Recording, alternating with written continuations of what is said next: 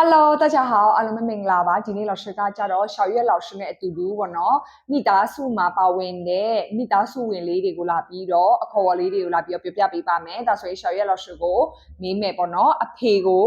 爸爸，爸爸，အမေကို妈妈，妈妈，အကိုကို哥哥，哥哥，အမကို姐姐，姐姐，မောင်လေးကို弟弟，